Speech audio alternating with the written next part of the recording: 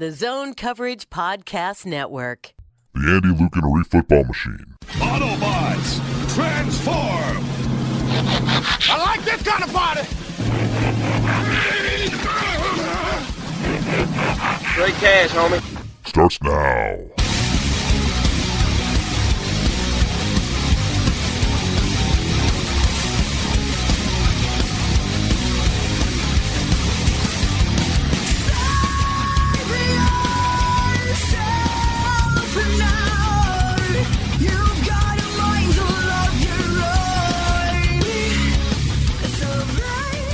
Welcome back to Thunderdome for another Zone Coverage Football Machine on the Zone Coverage Podcast Network.com/org. Do we have org yet? No, why do you want org? EDU. Yeah, what Let's is go LeBron educational? on a bit. This is educational. Bring LeBron on. Yeah. I'm your not so humble host, Andy Carlson, at Andy Carlson Show on the Tour Machine, and I have equity. More equity than Urban Meyer. You probably do, actually. Except it's on paid leave. Paid. I know. He'll be fine. He makes $7.6 million a year to coach a jabroni team. Yeah, it's the best team in the Big Ten, right? You have to compete with the Gophers, Rutgers, and Maryland. Ooh. Badgers. Penn State. Well, Michigan, you got a crazy... Both the Michigan teams, really. Crazy Harbaugh. Yeah. Not gonna lie, I loved when Ohio State beat Wisconsin like 70-3 in that Big Ten title game. I love that was so much. Yeah. Joining me in place of Arif Artaco Hassan and Luke in absentia Inman, we got Sam Eckstrom.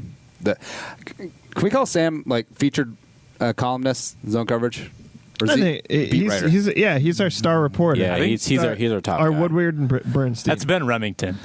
Oh, no. Papa Ben. No, Papa Ben is our feature. Like the columnist. Vikings, we need to start putting out titles because titles are important.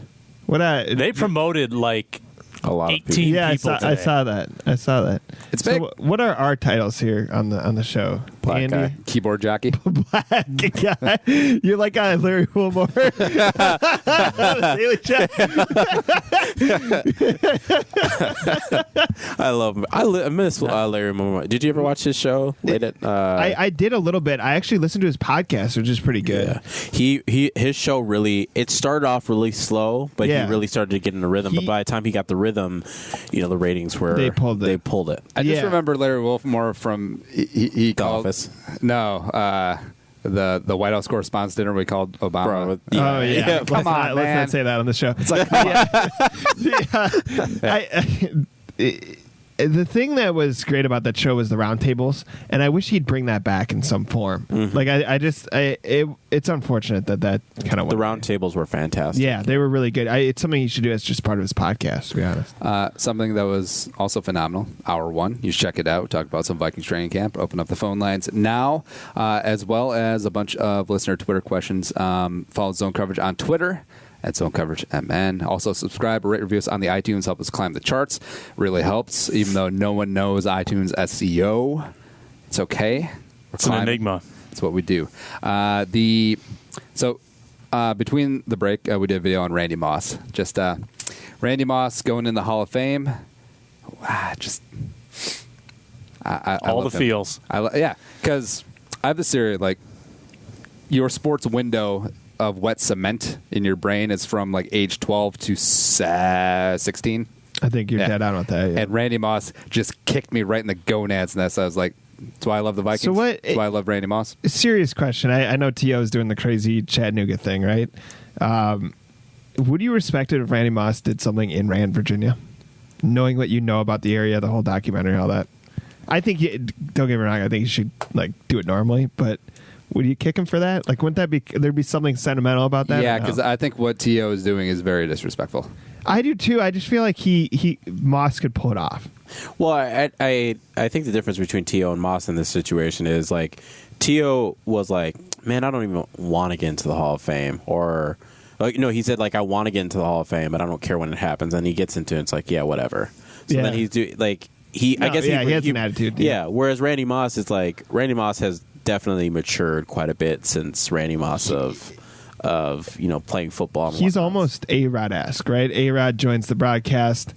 We kind of like him now if you're a baseball fan. I feel like Randy Moss did the DirecTV commercials. and has ascended. Yeah, that's a close comparison. I mean, Randy didn't cheat. No, definitely. But his rep was bad, I feel like. Yeah. I feel like Randy never cheated the game, though. He had some rough interactions with people. And there's dumb stuff. The mooning thing's funny. Let's be honest. There's the mooning thing. There's the I play when I want to play, which was taken out of context. There's the Sydney. By Sidney Hartman, the dogged, intrepid reporter that he is. There's the traffic cop incident, which was not good. But I never felt like he disrespected the game. I think the game is everything to him, right? I mean, he's got to love football. That's what you got from the. He loves basketball and auto racing and fishing more. He's more of an outdoorsman, I think. Oh, is that right? Yeah, but. Actually, it would have been fun to see him pursue basketball and see what that alternate reality. Can you imagine? Like. Oh, he would have torn it up. I wonder if he has a shot. Now? Generally speaking. Oh. Because it wasn't Allen Iverson from that same area too? No, Jason Williams. Jason Williams, okay. Yeah. White chocolate. Yeah, that's no. Allen Iverson was from that part of Virginia where it's like the Vick brothers and that's right. Brooks, Aaron Brooks. Oh, also I think Percy was from that area, like Newport News. Damn. Yeah, I think you're right. So someone called Moops on Twitter asked, I have a question. Given the round he was drafted in, how good he is Diggs Spillman's best draft pick ever? Sure. Let's put that in with the rest of the Twitter questions. Sorry, yeah. Let's stick with Moss. Yeah, let's talk about Moss and Diggs later. I agree with you, Andy. I think T.O. is being disrespectful because the whole point of being inducted is not to do it your way, but to accommodate the fans of the league that are going to celebrate your class. It's to be acknowledged by your peers who are there to speak their piece and listen to them and give them respect as well. And it's to say thank you on a big stage, right? I mean, this is one of those things where if two people start making it about their cause, then I think it loses all of its significance. Yeah, and I know the T.O. is chapped about how he's portraying the media and the fact he didn't get in first ballot, but turn it into like MJ's Hall of Fame speech and just turn it into roasting people. I mean, come on.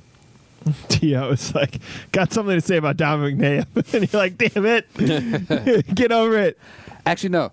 The greatest troll ever would have been to invite McNabb to have him be his introductory speaker, because if McNabb says no, then McNabb looks like a dick, where like T.O. is trying to bury the hatchet, but really it's just an elaborate troll.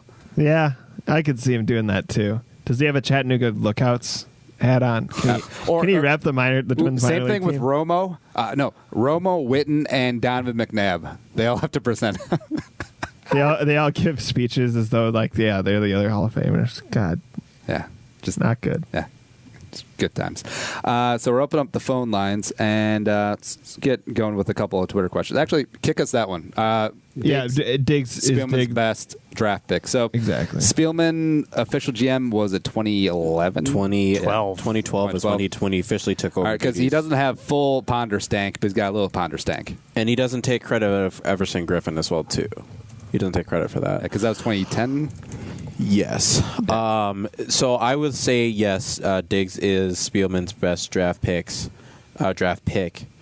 He has he had a lot of guys who potentially could have potential.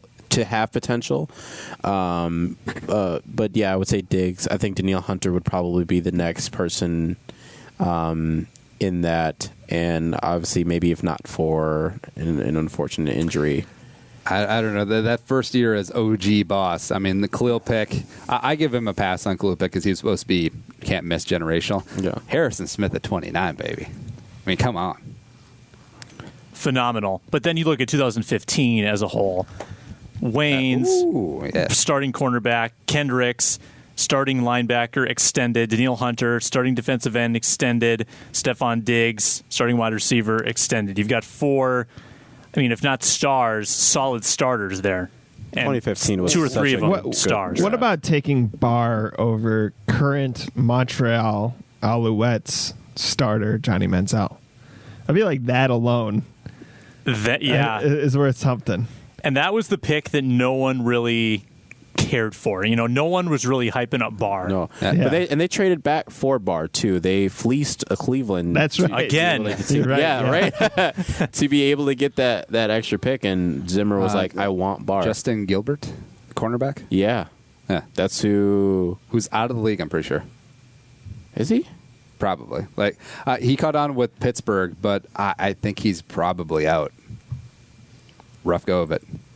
That was a good 2014 draft, though, and some stuff kind of went sideways. Bridgewater, obviously, but then you had Anton Eckstrom for 3 good years. You had Shamar Stephen for 4 years. 1 year he was hurt, and then Jerick McKinnon round 3. I mean that's about it. I'd say an above average draft if you look at most teams. I mean, the 2016 draft though. But let's so Treadwell, Mack, Willie Beavers, Kentrell Brothers, Mobo, David Morgan, Weatherly, Curse. Yeah, see, it's worth. Yeah, definitely not great. Schwabish. I think you have to look at this year's class though, and with sort of the same skepticism, and because Mike Hughes in all likelihood is not going to have a big role in year 1. Brian O'Neill hopefully does not have a big role in year 1. Jalen Holmes might be in that rotation on the defensive line. Tyler Conklin might play 15% of snaps, but I don't think I think the most impactful member of this class this year might be Daniel Carlson.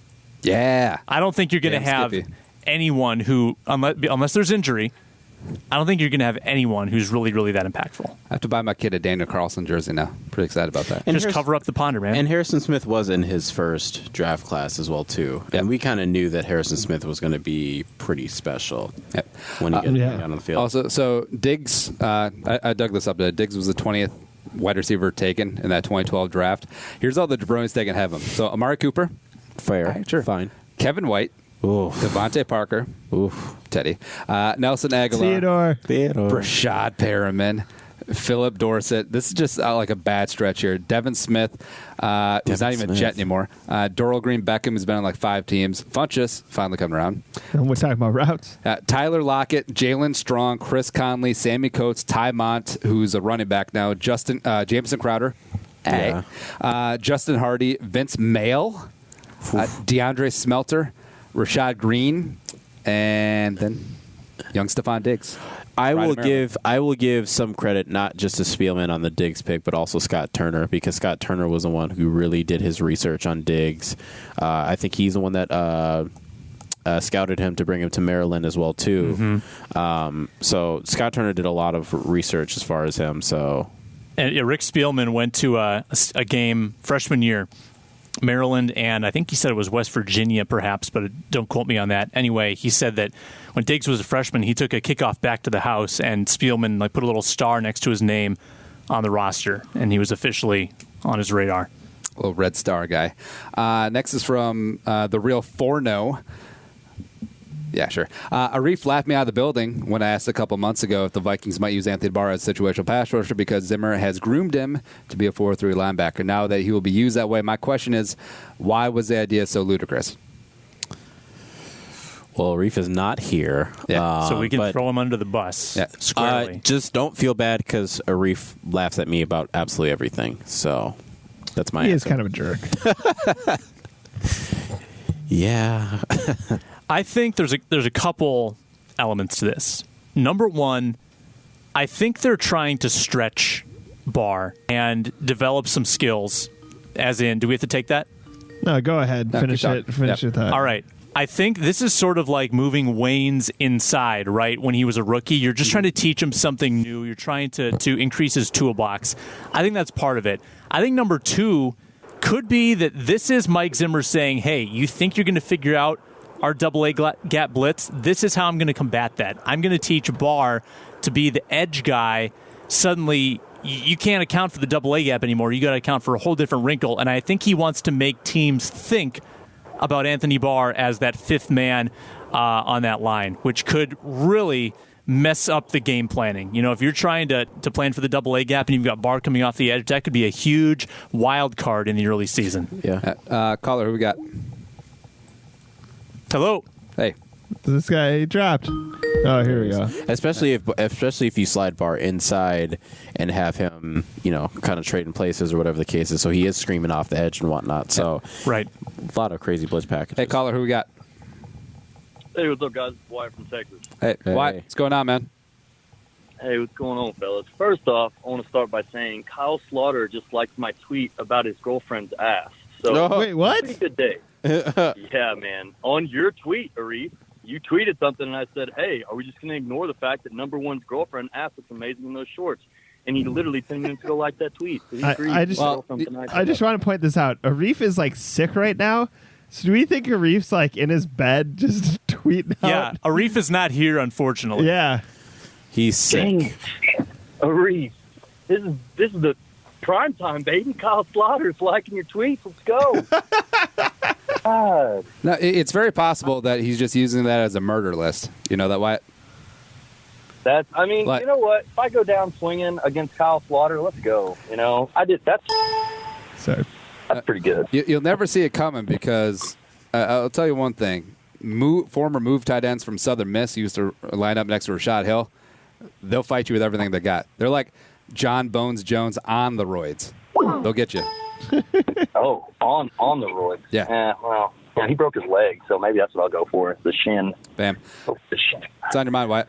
But, yeah, other than that, so is this, obviously this is y'all sure have been talking about it. With Anthony Barr getting re-signed, how? I mean, I'm just like, I'm looking at the numbers, and I was like, and everyone seems really hopeful, and then, was it Rick Spillman even said, he's everything we want in the Minnesota Viking and blah, blah, blah. And I was like, that's great, and that's fine, that's dandy. But, the reality is, like, where's this money kind of come from? Like, because what do you think? He's going to want probably $12 million a year at least. Yeah, well, the great thing about it is that he already counts 12 and change against this year's cap. So if he's extended, it doesn't even change that thing that much in 2018 when things are starting to get tight. And then 2019, it opened things up a little bit more. The cap's going to go up. Some guys are going to be restructured. Yeah, you can think of Everson, Rudolph as well. So it's not entirely impossible. But also, I think Barr's in a situation where he's going to roll them dice. Roll the bones, baby. Come on. Right.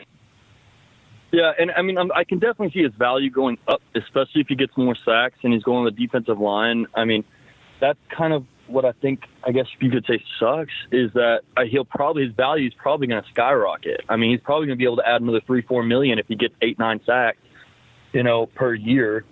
So it's almost like you want to see him get done now. But I guess my question is, if we couldn't sign Anthony Barr, do you think that means we couldn't also sign Sheldon Richardson, or would they both probably be gone if we can't sign them? I think you'll be able to sign one of them. If it's between Anthony Barr, still outside linebacker, really isn't integrated into that defensive line very much. I'm taking Sheldon Richardson because I think the thing the Vikings have missed quite a bit over the last couple seasons is having a consistent 3 technique. I know Eric Hendricks has looked very, very good. I mean, part of that's because Linval Joseph keeps, essentially taking up a lot of the grunt work, and then Eric Hendricks gets to clean up. But having a consistent pass rusher inside at that 3 technique, I think it's really going to alleviate the stress that's kind of put on Linval Joseph, and gets him to rest the pasture a little bit more so than he has in the past. And so, and I guess this is my second question. What do you think the number would be for Sheldon Richardson per year? 8 probably. Yeah. I mean, just a carbon copy of what he got for the 1 year, except expanded over multiple years, at least. That's tough. And that makes me think. I was thinking about how it would be possible, and I guess the way it would be is if we eventually move on from Kirk Cousins, you draft a quarterback, and then you don't have to sign him for 4 years. Then you're almost in a great position because you would alleviate a ton of money from Kirk Cousins' contract, because he's eating, what would it be, like almost in between $25-30 million a year? Roughly, so, but also as a percentage of the cap, that's going to go down just because the cap's going to be going up the next 2 years. So it'll actually be fine. And I guess my last question, Aaron Rodgers, do you guys think he could pull in a $200 million contract? We were just talking about that. I've said this for a long time just because I'm tired of watching average quarterbacks make $20 million a year. Right. Aaron Rodgers needs to break the market. Like, he needs to make $150 million, like something ridiculous. Like guaranteed. Yeah, that he has to stretch it out so that teams are no longer trying to pay guys who are, fringed in that, really in between that 8 to 13 range, who maybe aren't the top. Go on. Yeah. But how would this fix the market, though? Because if you pay him that much, that's just going to raise the tide. I mean, that's going to create a new standard. So then Matt Ryan makes that much money, But and then I understand. I think it's going to force teams who are part of the reason why the teams are paying guys like who was, remind me, the guy the Bears paid $18 million for. Mike Lennon. Guys like that who are making quite a bit of money. Legends never die. I think it is going to force teams to be like, it's either you're going to have to pay that guy. Because, again, he is going to raise the market, so then it's going to force more teams to pay guys 25, 26, 27. You're not going to pay that amount of money. Oh, because you have to be smarter about it. Exactly. So it's going to force those, I'd rather not pay a Mike Glenn type guy 26, 27 million, and I'd rather just, try to either draft a rookie high or, maybe just spend it on Teddy. Whatever. Exactly. Yeah. Spend it on Teddy. Yeah. Wise words from me. And that made me. I'm all for it. If the Packers do it, they'll be in cap hell for the next 6 years. I mean, I'm all about it. I know Aaron Rodgers, anytime he's on the field, you can argue that he's, if you have Aaron Rodgers your starting quarterback, you could be a contender. I mean, and because he is, I think, the best quarterback in football. Obviously, super opinionated, but I think he's the best quarterback in football. And so you pay him that kind of money, you really can't do anything in the free agency for the next, 6 years. I mean, you're going to have to build through the draft, which the Packers have been terrible at. So I think it would be, honestly, the best thing for the Vikings and the worst thing for the Vikings, if that makes any sense. Like, that you have to have Aaron Rodgers in that division for the next 6-7 years, but also, they are not going to be able to afford much in the free agency, and they'll be forced to build through the draft, which they've been notoriously bad at. So it's a good and a bad thing. I don't even know how to feel about it. It's strange. I'm trying to accept it. Well, work through your feelings. Or eat your feelings. That's also good too, Wyatt. Yeah, no joke. And last thing before I go, when are we going to get black uniforms? My Lord. Never. I keep thinking how cool. Never. All black with purple numbers and gold trim would be, and it's just never going to happen. Because it sounds like the Ravens. No. Come on. Gold trim. That's what separates us. Everyone knows this. Sorry. University of Washington alternates when they play like Oregon State in November then. I had a reversal. Andy, just let me have it, okay? Just say it. Agree with me. It's a great idea. Right? I think this is a young person thing. Like, I'm gonna pull my 33-year-old card here because, like, all you young whippersnappers just want, like, the all-black jersey. Oh, think it looks so cool. Not going to happen. I had when I was a kid, a Chris Carter jersey that was purple, and then you could reverse it, and it was all black, and that's great. Was it by Starter? I wore it. It looked awesome, didn't it? Yeah, it was awesome. It was awesome. It was probably by Starter. I also wore it until people were like, "That's too small." Oh, yeah. Good old Chris Carter. All right, guys. Well, I'll watch y'all next week then. All right. Thanks, Wyatt. Thank you. All right, we'll see y'all. I think 4 years, $56 million for Barr. I think that's the number. I mean, we lost that train of conversation, but 14 per. Yeah, I think he's like between Levante David and Melvin Ingram, but maybe they just franchise him. Hey, caller, who we got? Hey, this is Amir. This is Amir calling. Hey, love the show. Love the show, guys. Love your love your content as always. Hey, appreciate the Amir. What's on your mind, man? So two things. So first of all, I don't know why the depth on the team seems really good. Obviously, except for the offensive line. I'm just wondering the corners and safety depth. I'm wondering if this is the best you guys have seen in a while. Because I feel like if God forbid if somebody goes down, I feel like we have a good hands on that. Also, I'm just wondering the number 4 and number 5 receiver battle. There's a bunch of guys I like. I'm just wondering what you guys think. I'll chime in as far as the kind of safety battle. I am a little bit worried as far as safety goes because there's really not as much proven talent behind Sendejo and Smith. I think they really need to start looking at getting a guy that they start grooming for the future.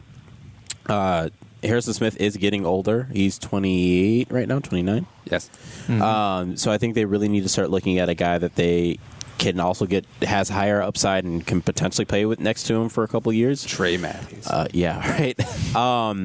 So I'm not that confident, especially if Harrison Smith has to miss some time. He has missed. It's kind of overlooked, but he has missed a lot of time over his career. His first year didn't play full season. Second year didn't play full season.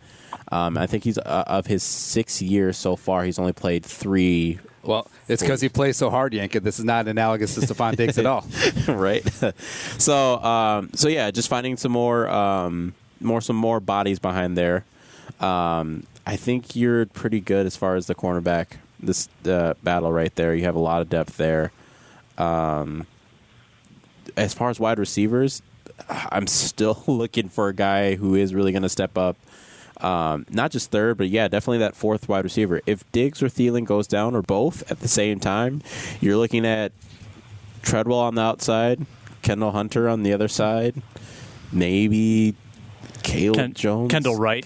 Yeah. And I think Coley is actually pretty high in the team's eyes. The problem is that he goes through this every year, or each of his first 2 years in the league, is he's had nagging off-season injuries. So not only has it been hard for him to get on the field with John DeFilippo and Kirk Cousins and learn this playbook, but there's other guys that have been on the field that might be passing him on that kind of proverbial depth chart at this point, with Zylstra making a lot of plays and Caleb Jones as well. So, yeah, wide receiver, top-heavy, very talented and top-heavy, but I think there's reason to be semi-concerned about that. You got to find a third. You got to find that third option because that's honestly what you need. It for a general game. You're not going to be using too many sets that have more than 3 wide receivers. Unless you go spread, you just got to have that third guy. All right, thanks a lot, guys. Hey, appreciate you, Jameer. Have a good one.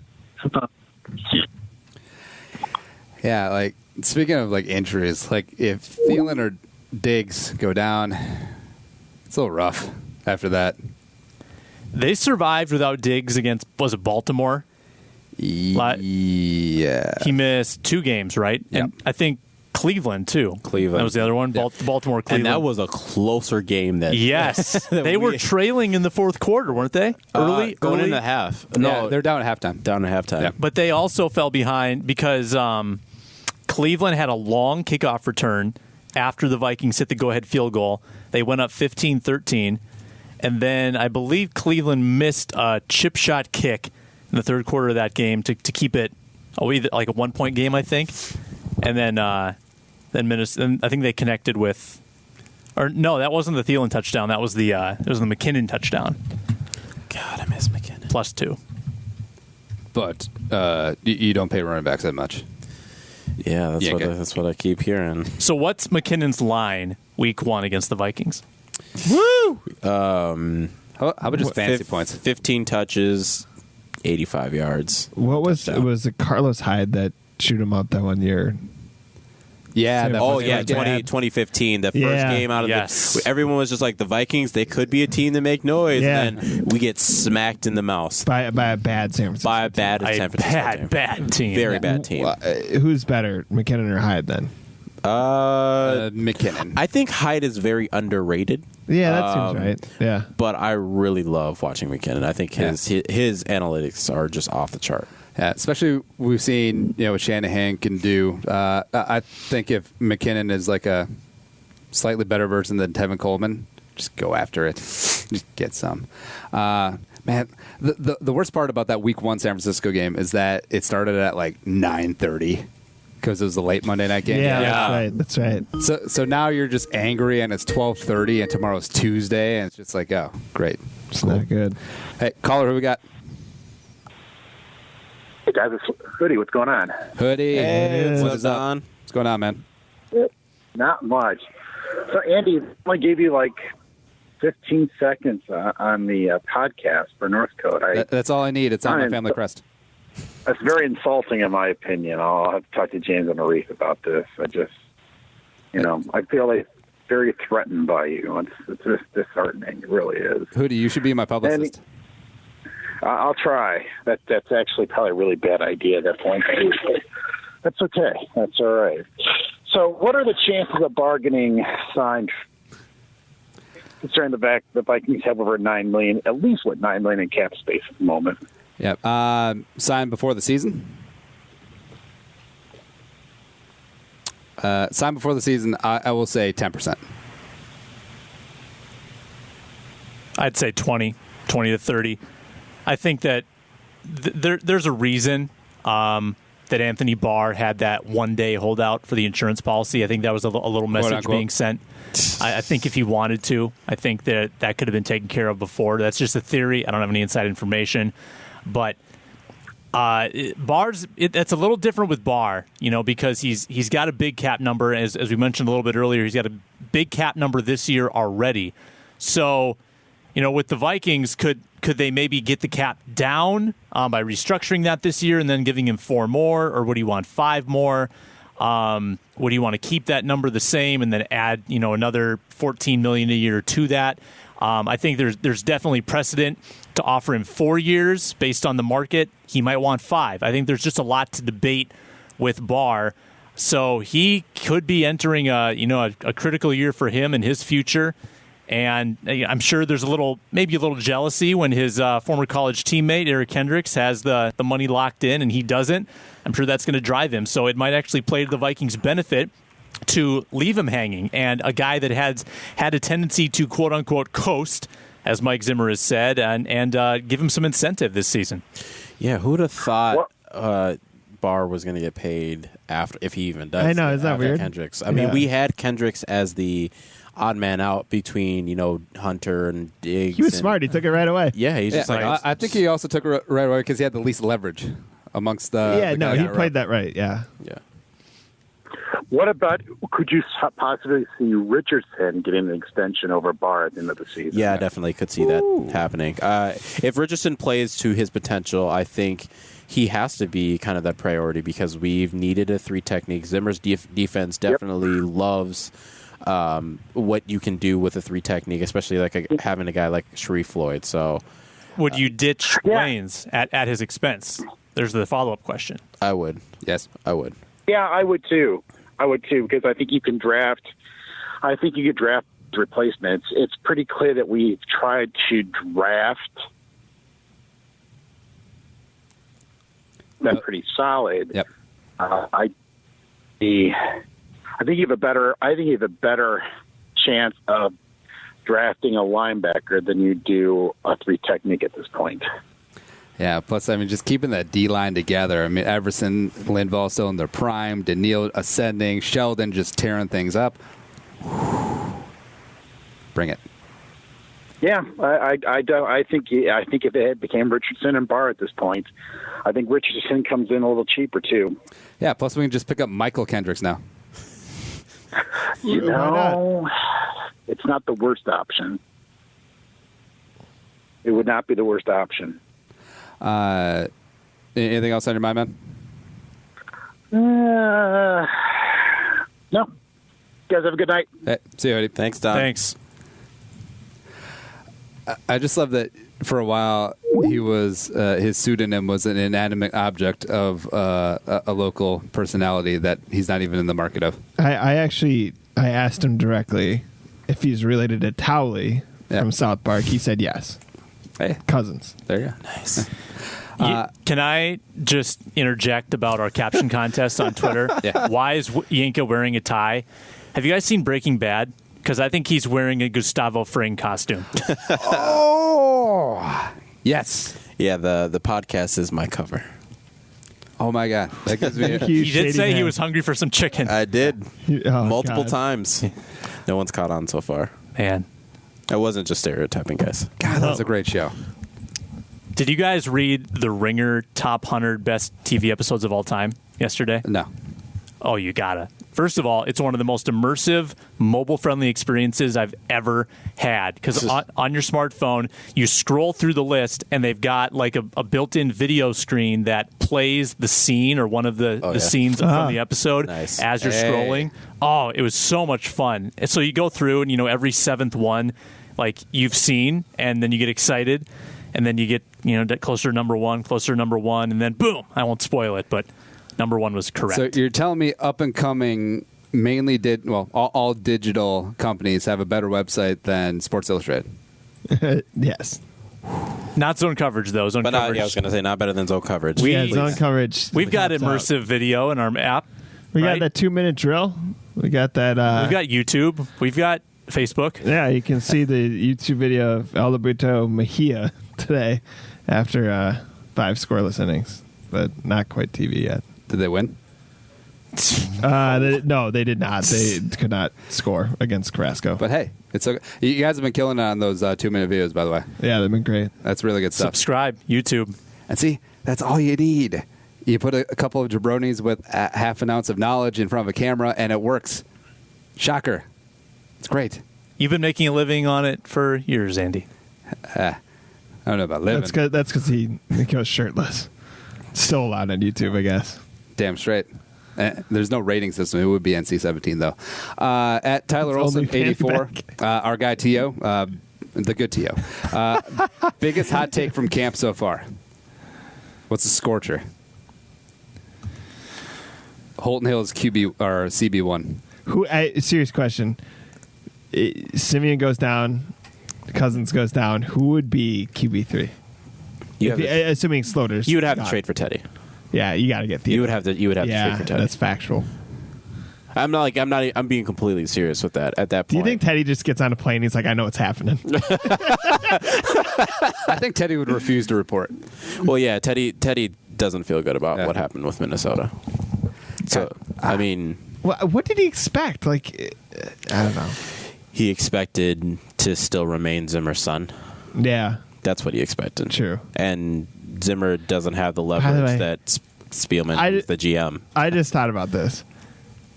They play the Jets in New York, right? That's the Teddy revenge game, isn't it? Teddy 300 yards. Even if McCown, Darnold, if Darnold is even playing at that point, they'd be like, no, we're putting Teddy in for that game. Yeah, I feel like the Jets are going to screw up Darnold, so it's Teddy that saves their season for one week. My hot take. Go ahead. Xavier Roads does not look good.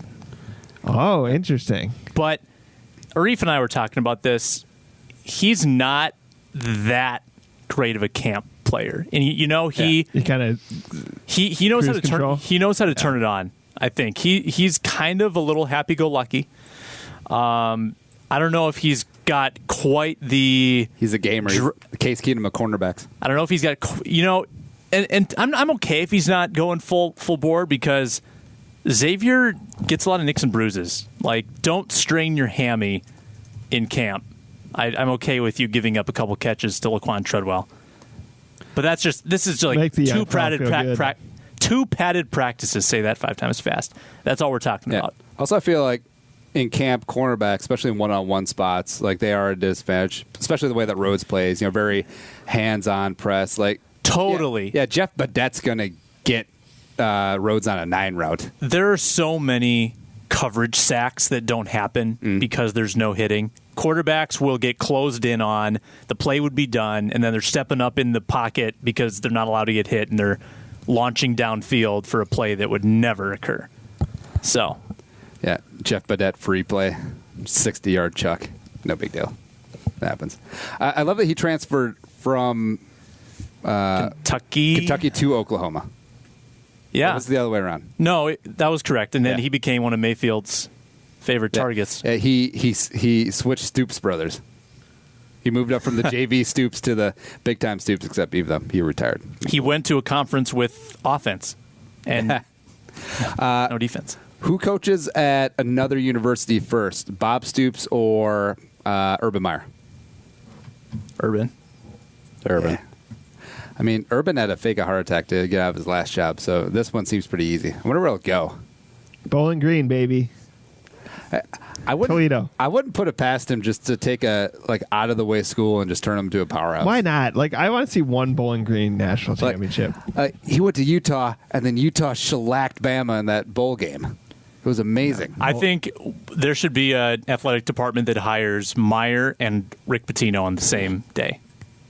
Just go all in. Just like, we don't care what you think. You're still going to buy tickets, alumni. It's all good. From our friendly podiatrist of the show, Alex Lawson91, thoughts on the Bears being moronic and not signing Roquan Smith to this point in time? They're dumb. Yeah, they're just stupid. Like, honestly, like this is how bad teams stay bad, right? Get him on the field. Yeah, how can Chicago be bad? You know what I mean? Like with the market and their history and stuff. Well, the Bengals get a lot of flack for being a notoriously cheap and petty team, but the Bears, low-key, very cheap, very petty. Like a carryover from the Papa Bear Hallis days. Yeah. The way that they did Dick Butkus back in the day, that's rough. You even come back to the team for a long time? Yeah, but the fact that they're talking about offset language on a rule that they don't even know what's going to happen is just moronic. But I'm fine with it. If you guys want to stay bad, that's fine. Yeah, I was pissed off that Roquan Smith just fell into the laps. Bears just chilling at 9. It's like, oh, what happened? It's a fantastic player. They've had some very Brownsian luck with their high draft picks, like Kevin White. Yeah, but I think that's kind of their fault, though. Yeah, it's nature and nurture, right? Some of it's just they don't know how to handle prospects. They really wanted someone to pair with Alshon Jeffrey at that time, and yeah, they didn't get Amari Cooper, but could they have waited on a wide receiver in that draft? Probably. That lowering the helmet rule is going to be a pain, though. Well, do you think it's going to be a big deal, or do you think it's going to be next to nothing? It's because it's going to be. I feel like it's going to be so objective. Like I think it's just going to slow the game down more. I think you're going to have so many reviews, and Matthew Collar, 1500 ESPN, explained something to me that I've kind of latched onto, and I'm going to spread the opinion because I like it. He described it as in the NBA when they started cracking down on technicals and high-profile players started getting ejected from games because of that. The NBA stopped awarding so many technicals because they just didn't want their best players leaving the game. And I think that could happen. Hitting the over enough. That Tim Donahue. I think that could happen. Well, actually, the NFL, the league probably likes unders because the public bets over, or the casinos like unders. Anyway, I think that could happen if you get a few key ejections. I think that could, kind of cause them to swallow the whistles and eat the flags a little bit more. But I'm nervous that it's going to influence a lot of games early. A lot of games. Or they're just trying to figure out how it fits in. Yeah. I don't know if the preseason is enough because these refs are going out to practice to get their reps in, and no one's tackling. They can't practice until preseason. So is that going to be enough time? And you've got 3 of your top refs leaving the league. You've got Hockey Lee. Yep. Who's the lawyer? Sterator. Sterator's gone. And anyone? Bueller? Yeah. Are they leaving because of salary issues, or is that just like they're getting old? I mean, weren't they going to hire them as full-time guys? I think that's still an area of debate. Yeah, and it's a crazy. It's like $150,000, right, for like the if you go through a whole season. So it's a really, really, really good part-time job. But it is a great job, yeah. But maybe they saw the writing on the wall. Maybe they saw what was happening, and the old school guys probably don't. You have to be a bit of a sociopath, though. It's like because you're going to go into a stadium, half the people are going to hate your guts 1 second, the other half. Yeah, but couldn't you find a way to mitigate not having them, not just having them work part time? Obviously, their job is reffing throughout the season, but they should be some of the primary people for creating the rules and or having those meetings instead of it just being the owners and coaches who are bringing it to them and are like, well, this is a rule that I want to see happen. No, that's completely dead on, and it also just tells you the A to C. I'll give the coaches a break because the coaches always have their best interest, Yeah. But it's just the owners being like, we know how to handle this. We got this. Yeah, except overreacting over absolutely everything. I mean, the Odell Beckham rule, there's too much fighting or whatever the case is. Quick theory. I think they're trying to position themselves for a Mike Pereira role. Like, what if he gets paid? What if Fox pays him $250,000 or $500,000 for that job? Wouldn't it be cushy to have that? Or Mike Carey, you get $250,000 to be wrong all the time. Hey, caller, who we got? Hey, Alex in Chicago. What's up, guys? Alex, what's going on, man? So, anybody going to the Canton, Ohio this weekend? We were just talking Daniel about House this. is going to be in the house. The house will not be there. We're going to Chattanooga. Chattanooga, huh? Have any of you guys been to Canton? No. I've been waiting for them to induct me to the Flag Football Hall of Fame, but really, that's why I'm holding out. Canton, South Dakota, man. That's all for me. Wait, is Urlacher's does he have the hair plugs on there too? Talking to me? I have no idea. Oh, because it is talking to me. It is really weird seeing Brian Urlacher with hair. Yeah, why would you do that? Yeah. Also, he dated Paris Hilton back. Deion Sanders has hair now. Hold on. Okay, not good. Time out. That's just not good. He dated Paris Hilton? Yeah. Oh, God. Yeah. Is he in a video? Like music video? No, I'm just kidding. Anyways, Alex, what's on your mind tonight, man? Hello? Any questions? Oh, sorry. I thought I lost you there. Oh, that's right. So I was going to ask Reese, but he's not on tonight. But same thing applies to you guys. I was wondering, because I've been hearing Luke asking questions at the pressers, and it got me thinking, when did the blogger sphere kind of break the bubble into Vikings organization and start getting accepted enough to go to practices and ask questions and all like that? Tim Yatter. Let's the resident guy here. I'll help tackle that one. I mean, I would say that the line is getting blurred more and more because, let's face it, print publications are largely online, right? I mean, Star Tribune has a paywall just like The Athletic. Zone Coverage, the organization that we work for, we actually have a little different arrangement. We have a radio partnership, and through that radio partnership, we get treated like traditional terrestrial media. So because our work goes up on their websites, that gets treated a little differently than a straight-up blog. I think blog is almost a stigma these days. I think we'd like to be thought of as journalists, but yes, blog is still, I think, the term for a lot of, The Athletic, you could say, well, is it a blog? Yes, but it's a blog that's well-written with a lot of great journalists.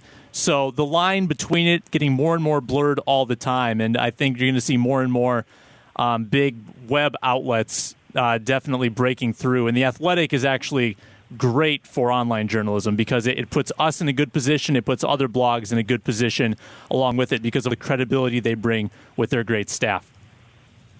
Also Daily Norseman. Yeah. Okay, guys. Cool. Yeah. All right, have a good one. See you, Alex. Yep. Hey, Yank, are you going to Saturday night practice? Yeah, this weekend's going to be really weird for me. It's actually my mom's 60th birthday. What? Wow. Yeah, Nigerian culture, usually you're 50, 60, sometimes 40. You do a really big celebration, so we're doing that on Sunday. There's going to be a lot of just camel and all the stuff to help prepare for it. But yeah, I was going to actually try to come this weekend just because it's my weekend off. So is Adrian Peterson throwing it for you? He is. There will be a camel present. Yeah, I think you got to do it. Yeah. I don't know why every culture does not have that rule. Why are we reducing the amount of parties you have? No. That's crazy. What culture has the least amount of parties besides Amish? Yeah, I was going to say Amish. That's a good question. I don't want to insult any cultures. I feel like the Brits. I feel like they're very stoic. Although every day is a celebration down at the pub. Yeah. I don't know. People need a party. Hold on. Tangent. So someone started a subreddit for Amish, and it's great because no one's allowed to post there. So when you go there, it's like no one has posted yet in the Amish subreddit. It's that's pretty solid. It's great. I love that you know about that and have been there, but don't worry about it. You get a lot done when you wake up at 4. At Cindy loves white and a lot of unproductive things. I think no matter what, O-line is going to be strong and solid. That's why I love you, Cindy. All the areas are awesome, so I believe the O-line will find a way to shine. Thoughts? Nope. Nope. You lost your best offensive lineman this past offseason in Joe Berger, and you have Nick Easton playing center. Pat Elflein hasn't really been on the field at all. Riley Reif still like a really solid guy. Riley Reif, and then Mike Remmers is dealing with injury issues and stuff.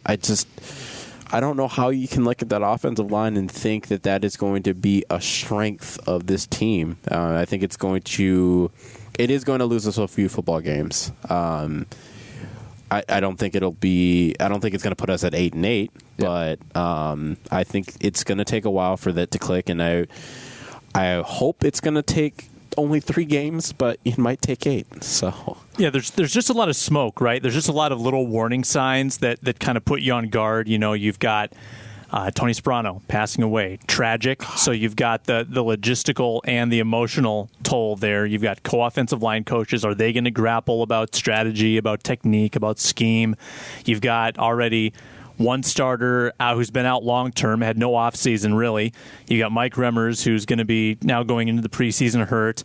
So you've got a center who's taking Nick Easton's taking center reps right now. He's not getting reps where he needs them. At left guard. So you've got problems all over the place in that regard. And, John DeFilippo, his 1 year in Cleveland was really bad. I don't know if there's any cause for concern there. Even with Joe Thomas. But even with Joe Thomas, they were terrible.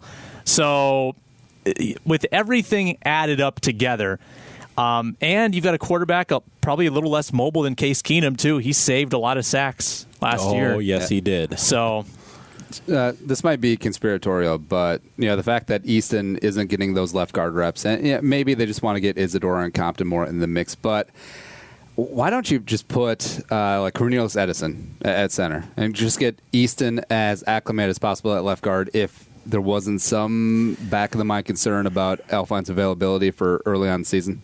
You don't really have a backup center right now. Cornelius. Easton, I think, is your best bet at center, and I don't really see him as a center. I don't know if I even see him as a guard. But I don't know. Like I get what you're saying, Andy. It's like, hey, if this guy's going to be here, you take your growing pains at one position rather than taking them at multiple. But the Joe Berger retirement is going to loom largely on this season. Now, do you think that Spillman has formally or informally reached out to Joe? It's like, hey, Joe, what's your weight about nowadays? So I talked to Berger on, I think it was Thursday. I talked to him last week. First of all, he's already going about the Matt Burke trim. He's slimmed up, yes. He has lost some weight. I asked him point blank, I said, do you miss this? He said, no. And he had I think he's got 6 kids, also very Burke-like. Yep. He had his whole family there in their 61 jerseys. He looked really happy. I don't think he's coming back. Oof. I don't think he's entertaining that. Rick opens up his Rolodex again. All right, L, long, Jake. Jakey, how's the foot and the ACL and the shoulder and all the other stuff? Bad? All right. Can you imagine Berger's like, I miss it, grabs a burger. We're ready to go. Well, everyone has a price. Like before he lost that weight, because he does look like maybe 250 now. But they plot $5 million in front of him. Are you saying this is like a Jay Cutler situation where he's like, I'm done. 10 minutes. Okay, we're going back. Yeah. Just call Hutch. Just call him. Can you see imagine? what he's doing. Cutler would come back now for probably about. I heard he's actually an entertaining part of that. His wife's show. Oh, he's great. Yeah. Really? His personality works because again, his wife is from the hills and all that stuff. Really? So having his personality just be like, Yeah, whatever, man. It's just like it's such a beautiful. That's what we have. Like, he doesn't miss football. He doesn't miss anything. Like he doesn't even really like football that much. It's Yeah. just like Cutler is low key hilarious. That's why I think he will be great in the booth once he gets up there. I agree with that. I don't think he was that good in the league, though, and that's why I didn't think he'd be good on the TV show. Yeah, but I'd argue like there's players that are great on the league. So I was going to say I think Cutler, because of the snark with which people treat him. You know, people hate Jay Cutler. Yeah. I would be shocked if he doesn't become another punching bag. If he's on a high-profile crew, like maybe the Fox number 2, he could be scrutinized. As in the crowd or as in his colleagues would scrutinize him? The crowd would scrutinize so him. He'd probably do a good job. I have a question. As our number 1 Joe Buck supporter, and you actually have something on the site, I would recommend people go back and read it. You broke down from a technical standpoint why he's good. And obviously, Dad was the famous Cardinals guy and all this. Clearly gets the prominent roles and the big money. Is there something... There has to be a balance, because there's probably people who are just bad who are criticized. But in some ways, by doing your job well, you invite criticism. So maybe that makes sense in Cutler's play or situation. Right. Well, I think they were talking about teaming him up with Kevin Burkhardt. Andy, can you confirm or deny? He's good. He's baseball, too. Burkhardt is so respected that might help raise Cutler's game. I think Joe Buck's biggest downfall because he had about 10 years there where he just got ripped, man, and he's gotten so much better in the last 10 years. But McCarver, like kind of old crotchety baseball guy for 15 years or whatever of World Series, that brought him down. Troy Aikman, big name, not that insightful. I mean, if he had a little more help in the color roles on both those sports, I think he would have been much more well respected. I mean, the guys, and I would say this is almost universal, the guys who are right off the field are the best. Tony Romo or whatever. In baseball, I think of Pierzynski and Chris Archer still plays. Well, when you're fresh out of the game, you know the nuances, you know the lay of the land. That's why it's actually why Madden, despite his foibles, was so good for decades, right? Even though he was out of coaching, right? So relatively young, where he stayed relevant. Yeah. Yeah, I don't hate Joe Buck as much as everyone else does. I think he's fine. The other thing is, I think because we're in the media, we see it differently. When you're a fan, you always assume that everyone's against you. Yeah. I mean, I guess you might have a little more of that in you, but I do see it more objectively. I think, again, do you want to give the crux of the piece? People should read it, but what was the takeaway on Joe Buck? Well, the premise of that piece was people dislike Joe Buck and their reasons are stupid. Like people dislike Joe Buck for saying that Randy Moss's mooning was a disgusting act, which, okay, he made an editorial decision it was funny, in a moment. Maybe he thought he actually pulled his pants down. He just reacted to this thing. He's looking from a long ways away. They get mad at him for the Tyree call in the Super Bowl, which he deadpanned. And that was a problem for him. He deadpanned a lot of calls early going. But if you track Buck compared to other announcing crews, and there are some organizations that have done this, he is by far the most accurate. He never makes mistakes, rarely puts his foot in his mouth. Sometimes his inflection isn't great. But, I mean, talk to any Vikings fan about the Minneapolis Miracle. They loved the call. Sideline. Touchdown, unbelievable. And I think Vikings win. And I think part of the art of it is letting it breathe sometime. And they just let Diggs throw his helmet and stand there, and you're like, holy... I thought it was hilarious that the referee next to him throws the flag. It's like, what happened to the flag after that, bro? He's just like, you know what, actually. Yeah. Good luck, bro. Who had the better call, Buck or PA? Well, the PA, the issue with PAs is that he was kind of covered up by Bursage, but that's a very fair point. So I will go with Buck on that one. I would agree. Joe Buck had the better call. And actually, disappointingly, Kevin Harlan kind of botched it. So Harlan, he stuttered as the ball was thrown, and he didn't identify Diggs right away. It took him that extra 3 seconds as his spotter figured it out for him, whatever. Yeah. So it wasn't as smooth as Harlan usually is, and his voice cracked, so he pulled a Sean McDonough, which wasn't great. Or me literally 5 minutes ago.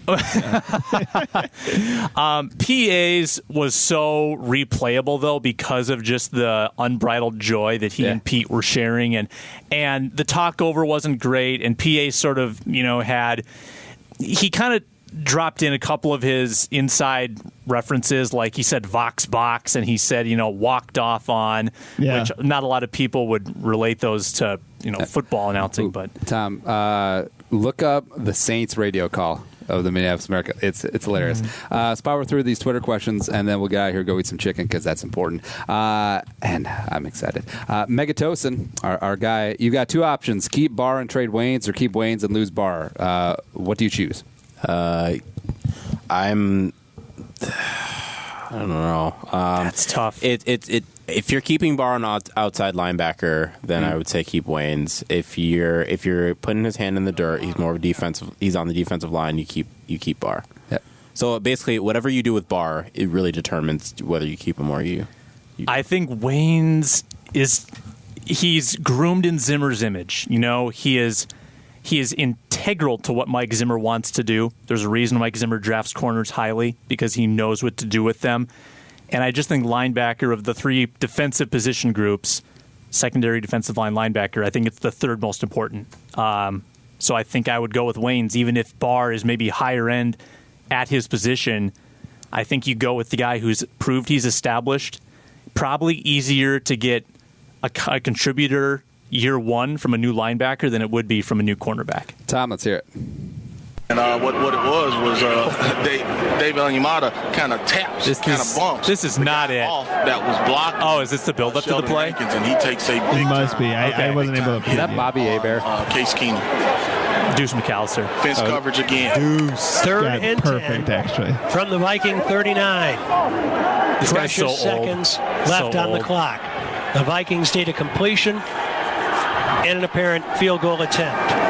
Here's Keenan, dropping, looking, throwing near sideline, and it's caught by Stephon Diggs. He's going to take it inside the 15, 10, 5, touchdown on the final play of this game. Are you kidding me? Are you kidding me? He could have came up and just tackled him. He put his head down, and he didn't step out of bounds, Jim. They're going to review it, but he didn't step out of bounds. Great call, Deuce. Good job. 61-yard touchdown strike to Stephon Diggs. If you're an announcing nerd like me, Saints defenders came up with an intent you can to intercept the pass. pot it down, Tom. If you're an announcing nerd like me, you take some pleasure in the fact that, it was 9 years before that when he was a 180, on the Garrett Hartley field goal. Yeah. Pigs have flown, hell is frozen over, the Saints are going to the Super Bowl, and he's like crying on the air. So for Vikings fans to get to hear the melancholy in his voice, I think is pretty satisfying. Scolenfreud. At N. Naz Kowiak. Why does Arif hate Case Keenum? Because he's a fraud, apparently. Arif or Case? both. Arif he doesn't hate Case Keenum. He had a lot of the same criticism that I think Zimmer had. He and I both shared a lot of the same criticisms, that he knew that Case was a limited quarterback, and he was eventually going to put the Vikings in a position where they probably couldn't reach that championship game. So it's more just like being objective. At Real Carl Wicks, any word on Jaleel Johnson? Nondescript, to be honest. He has been part of the second team. Mm-hmm. He and Ifade have actually teamed up together a bit. So it's been Bauer, Johnson, Ifade, Weatherly from left to right at some points. And I think that is a very realistic second unit. I think you're going to move Robinson inside to some extent, assuming he makes the team, and that might be a low-key cut. I don't think it is. I'm just tossing that out there. But you got to get something from Jaleel, Tayshaun, and then Weatherly or Denebo. I mean, you need to start grooming that next generation. Yep. At Drunken Bike, what's the one player the Vikings absolutely cannot lose because their season will be tanked? Kirk. Yeah. That was hard to say, but it's true. Just because a quarterback would be. Yeah. All right, so say Kirk abducted by aliens right now. Simeon gets full training camp and preseason. What's the Vikings record? 9-7, 10-6. The Vikings defense is just too good where they'll keep you in games, and all Simeon will have to do is just not mess it up. He'd be like Keenum. Yeah, he'd be like Keenum. The Vikings record. Bring back Teddy, baby. Yeah. Vikes record under Zimmer when they score 20 or more is 33-7. So you're not asking for a lot. You're asking for 2 touchdowns and 2 field goals, or 2 touchdowns and a defensive touchdown or return touchdown. Yeah. It is true. And Simeon had a winning record with a good defense in Denver too. So it's not, hope isn't lost to make the playoffs. Maybe to win the Super Bowl, it's lost. Yeah. Also, I think I just saw that Zimmer, of the active coaches, has the best record against the spread. He has like a 675 clip. Yeah. In 2015, they went 14-3 against the spread, including the playoff game. Always bet on Zim, or at least take the points. Last one, Freeman_DR. After the Magic, he's worked behind the scenes. What's the theoretical trade value of Rob Brzezinski? Would you take a 2019 second-round pick for him? I would. Trade your capologist. That would be a first. Hey, Rob, love you. Know that you put in like 18 years here, but you're moving to Jacksonville. I mean, Brzezinski's been such a key reason why we've been able to maintain so much of our core. It's a very important role. Yeah. Yeah. So, I mean, like, Spillman can get him in the building, but Brzezinski is the reason why a lot of these guys have chosen to stay. Sam, on the Vikings side of things. Yeah, I'd make the trade too. I mean, I hope you have learned how to do it by this point. Yeah. Like, I mean, hopefully Brzezinski doesn't have the secret sauce and only he knows how to construct these things. I always get a kick out of the press conferences, like Spillman saying we've spent a lot of late nights on the deck out here. We're going over these numbers. Like, I mean, I have no inside knowledge of that situation, and I could have given you a ballpark of what the contract would be, you know? So I realize a lot of it comes down to guarantees, signing bonuses, but once you hash out A, B, C, and D, like how much more do you really need to get into? I know I'm oversimplifying it here. I just think that I'm sure there's more to it than that, but I hope they could find a Briz replacement. And Deppner. Do it up. Yeah. What's coming up for you guys? What are you working on? What is coming out of the hashtag content pipeline? I'm actually doing not really a collab piece, but he's helping me out with a few pieces that I'm writing. Colin's helping me out with a few pieces. Just some. I'm kind of looking at some key plays throughout the last season that kind of really identified the Vikings 2017 season. So selling Priuses on the side. I'm sorry? Selling Priuses on the side. Selling Priuses on the side. Yep. Sam, how about you? I'm hoping to get a decently big Kirk Cousins feature out within the next week. Still waiting on a little PR permission to get some stuff. But I did not go to the Kirk Cousins football camp and talk to his dad and brother and best friends like a lot of the scribes did. But this goes even a step further back to Kirk when he was in high school, and I'll leave it at that. It's about his recruitment process prior to Michigan State. It's pretty interesting. Ooh. Is that going to be in front or behind the paywall? Tom, make the decision. We'll have to make an editorial decision on that. Yeah. Subscribe anyway. $19.99 for the full year. You get the Training Camp Guide. You get all the additional premium stuff at Zone Coverage, and you get to be somebody, more importantly. And you get a great T-shirt. It's delightful. Yeah, and we'll have a lot more merchandise. There is a Go Get Your Guys shirt as well. Hats, beanies, sweatshirts, all sorts of stuff. So just in time for winter. Listen to Hour 1. Talked about Vikings training camp and whatnot. Shows available on iTunes, Stitcher, iHeartRadio. ZoneCoverage.com/machine. But for Sam Eckstrom and Yanka Allende and Tom Schreier, I'm Andy Carlson and Young Sayonara. Bye-bye. Enjoy yourself.